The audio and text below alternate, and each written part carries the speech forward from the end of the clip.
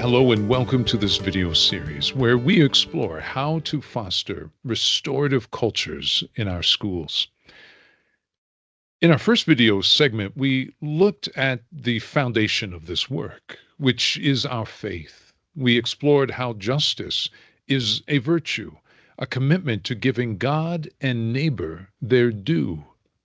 God deserving all our praise and honor, while neighbors deserving to be treated with dignity and lead a fulfilling life and have the opportunity to be reconciled with God for eternity. In this video segment, we'll look at the pillars of restorative justice that stand on this faith foundation and upon which all strategies and initiatives are built. The first pillar: we are called to value the relationships we have with all stakeholders in our learning communities. The second pillar is that we approach discipline as teaching moments to educate our children on the expectations of positive behavior. The third pillar is that we level support with accountability. One of the most well-known and oft-quoted maxims in restorative justice was first spoken by Ted Wachtel, founder of the International Institute of Restorative Practices. He was often heard saying this: people are happier, more cooperative and productive, and more likely to make positive changes when those in positions of authority do things with them rather than to them or for them. In your resource material, you will see a diagram labeled Learning Support Window that illustrates what Ted Wachtel is describing here. For every expectation that we set before students, we need to give them the same level of support. We understand this in a curricular setting where we give them a difficult math problem, or a challenging task in phys ed, or a complicated piece of music. We scaffold our teaching in order for every child to reach success. In the context of restorative justice, we treat behavior no differently than any other kind of learned activity on the part of children. The fourth pillar of restorative justice builds on a community-based approach to supporting student behavior. And finally, the fifth pillar or guiding principle of restorative justice in schools is that consequences should be logical. What do we mean by that?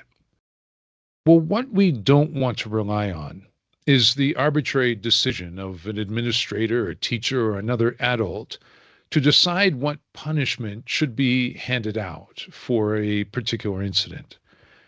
Rather, we want to rely on the process that allows individuals in the community to name what they need to rebuild trust and agree on a way forward that maintains the dignity of each person, including the harm doer. You see, restorative justice is not focused on determining what punishment a student deserves, but rather is oriented to determine what supports every person needs who is impacted by the incident. And this isn't just about the moment, it's about 3 weeks, a month from now. What do they need to be successful learners then?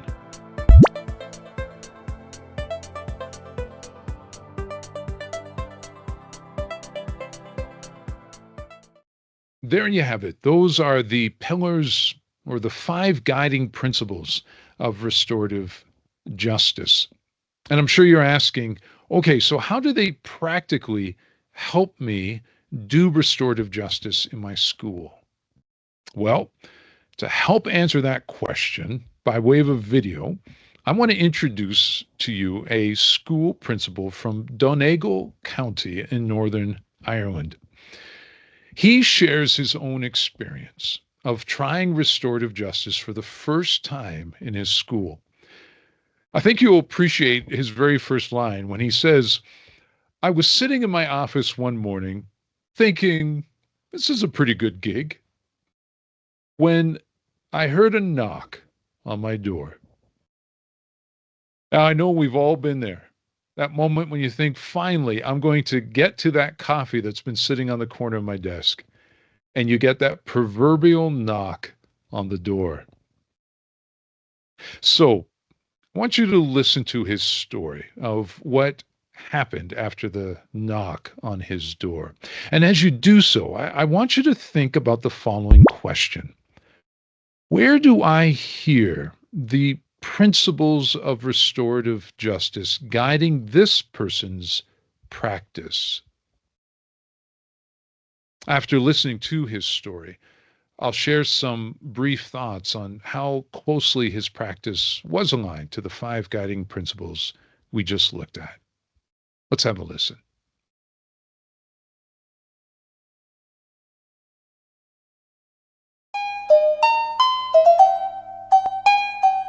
And it was about 10 o'clock in the morning, and I was in the principal's office, and I was thinking, maybe it's not such a bad old job after all, when there was a knock on the door, and the father of a first-year boy asked to see me. So he came in and he told me that his son was being bullied.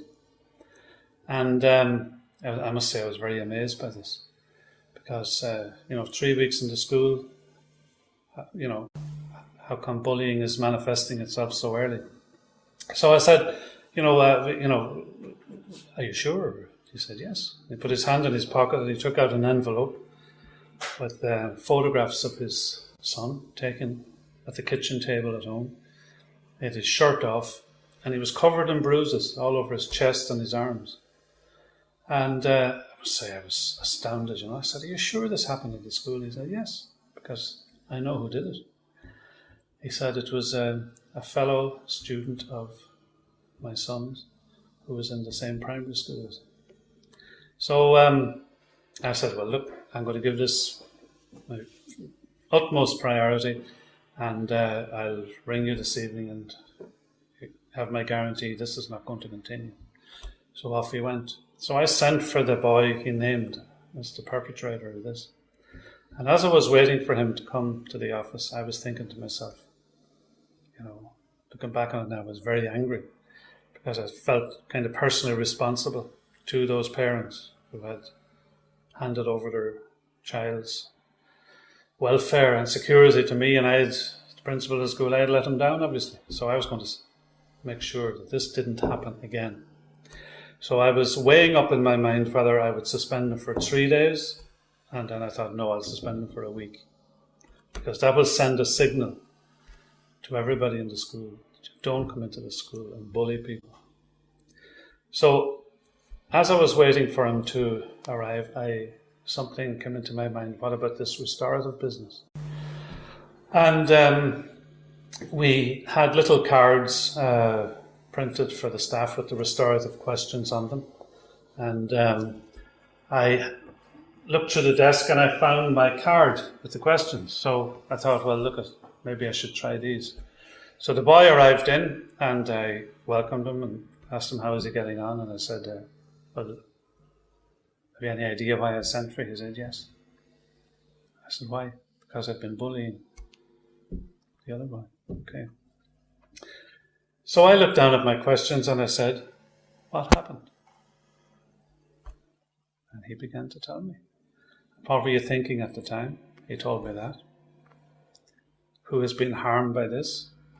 And he investigated the impact on the boy himself and his parents and his brothers and sisters and the other first years and the school personnel, etc., etc. But a most amazing story emerged, because it appeared that when he was in the primary school some months earlier, he had been bullied himself by another student, and he had made up his mind when he came to the secondary school that he was going to take on the persona of the bully. So, certainly not justified behaviour, but there was a certain logic to it. And then we came down to the end, what do you need to do now to put things right? So immediately he said, I'm sorry for doing it. And it was a very genuine apology. And I said, well, I'm going to leave you with that to think about it. So I'll invite you to sit outside my office there. And then I sent for the boy who had been bullied. When he came in, I asked him the questions. And one of the questions for a person who has been harmed by somebody else is, what has been the hardest thing? And the hardest thing for him was, why is he bullying me?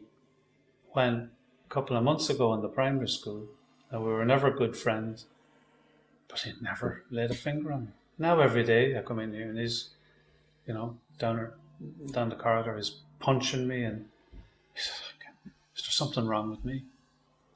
Suddenly I realized I have the answer to your question, and it's sitting outside the door. So I said to him, would you be willing to, if I invited in X outside the door and we went through the questions again? And I said, yes. So I did. And as we went through the questions, I began to see that the boy who had been bullied now began to realize there was nothing wrong with him, that there was a reason, twisted and all though it was. But it delivered him out of that sense of, well, I must be doing something wrong if he's turning on me.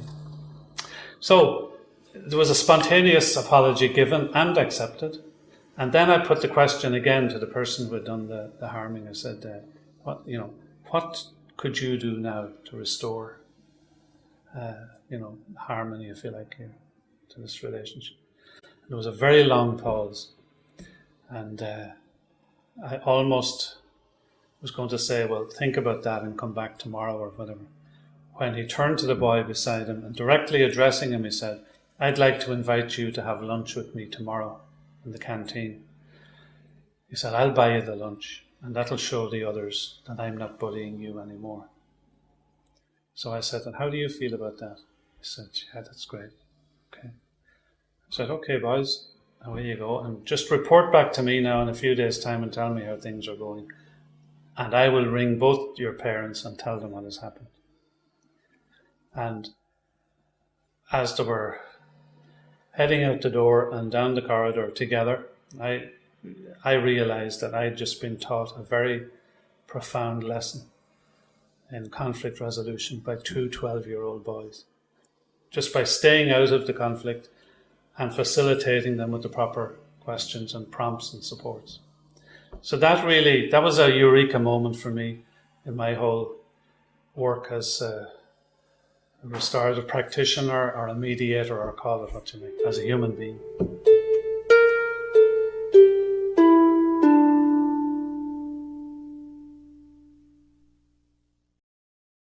All right, let's do an assessment of this incident. How closely was his practice aligned with the principles of restorative justice? Let's start with the first principle, valuing relationships in our learning community. Now, here's a really important thing that happened. When he learned of the incident, he was mindful enough to acknowledge that his first response was anger. He said that I was ready to walk down this hallway and make sure it doesn't happen again. But the important thing to recognize is that his response has nothing to do with his relationships with the students. It's about his own perception of his competency as an educator. And this is often where these guiding principles become so helpful, because they put checks and balances in place as to how we enter into these often emotionally charged situations. Had this principle gone in there with guns blazing, he would have further alienated the students and lose their trust in any restorative process. I will unpack that point further in a future video segment, but let's move to the next principle. And that is approaching discipline as teaching. Now, the principal was really effective in this area. He referenced a set of questions that he used to help the students process the incident. And we'll look more closely at these set of questions in a future video segment because they represent a critical skill set that all educators bring to restorative justice. And you can see how effective he was simply by asking these questions. These were two students who had a very different relationship to the incident, but the questions guided them to a very similar outcome, which was being able to take ownership of not only what had happened, but how and what they can do to make it right. Let's move to the third pillar, support being level with accountability. And here's where I do have some questions. Now, in fairness to the principal, we don't know how he followed up with the students. He said that he would check in on them 3 days after the incident. And while I think it's a great idea that this student suggested he eat lunch with the other student who he had bullied, I couldn't help but wonder how comfortable really the one being bullied would feel about this idea. And how is the student who was the bully going to respond the next time he's frustrated or the next time he gets angry? Did the principal provide any supports to that effect for these kids? Look, we all know that good intentions quickly get sidetracked the moment we're confronted with stress or chaos. I would simply suggest that more intentional support is needed than just simply a follow up 3 days after the incident. So let's move to the fourth pillar, which is asking a very crucial question of us. Who are we missing that was impacted by this incident? At the end of the story, the principal said he was going to call the parent. But how is this parent going to feel about what was decided by the boys? And remember, it was the parent who brought the concern to the principal's attention to begin with. It's the parent who witnessed the bruises on his own child's body. The parent was impacted just as much by what had happened. And it's the parent who ultimately must take responsibility for the safety of his child. Including parents and community members in the restorative process allows them to feel they have some agency in ensuring the school is safe for their children. Now, look, I get it. As an administrator, you might be feeling a little uneasy inviting adults or community members into a process that before was always treated as a confidential matter. And this pillar of restorative justice often represents the biggest shift in our practice. And again, we'll take a careful look at how this is done effectively when we address the new Administrative Procedure 355 in a future video segment. But for now, let's move to the fifth principle that guides our restorative justice work in schools. And that is that consequences should be logical. What do we mean by that? Well, we heard how this 12-year-old bully, guided by the practice of restorative inquiry, was able to arrive at what is described as a logical consequence for his actions, meaning he was able to offer a relevant and meaningful action that could help restore trust in the school. You know, it shows what many children are capable of when they are given a chance to be agents of their own actions. And it certainly affirms our belief that human beings have a genuine desire to be good. However, at the same time, children need the wisdom of adults to guide them to what is truly the common good. For instance, as mentioned, the boy may not have fully appreciated the harm he has caused to the other boy. I mean, he had physical bruises on his body. Will he be happy sharing lunch with the bully as if nothing happened? Offering this nice gesture may have created a feel-good moment, certainly for the principal and the one who suggested it. But logical consequences take into account how effectively they are 3 weeks, 3 months from now, in ensuring kids are safely and successfully learning. Because that is what restorative justice is all about. Fostering environments where kids feel safe enough to learn and brave enough to try.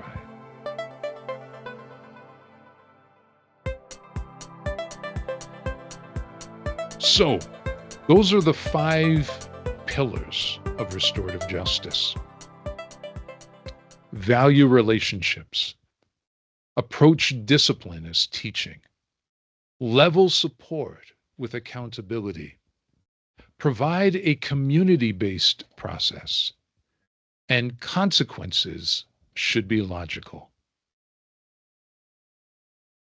You know, in the day-to-day, we'll find ourselves trying various strategies and tools based on the situations we're in. But our faith foundation and these 5 pillars, they remain the firm building blocks that support our work. In the upcoming video segments, we're going to explore different strategies and tools that will help us build a restorative culture that rests on these pillars. In the meantime, I encourage you to ask yourself, what needs to shift in my current practice so that the 5 pillars of restorative justice are in place? Is my foundation ready for the work of building a restorative culture in my school? And friends, when you are ready, I look forward to you joining me in the next video segment when we explore more closely how we as educators grow in this work of restorative justice. Until then, blessings on your journey.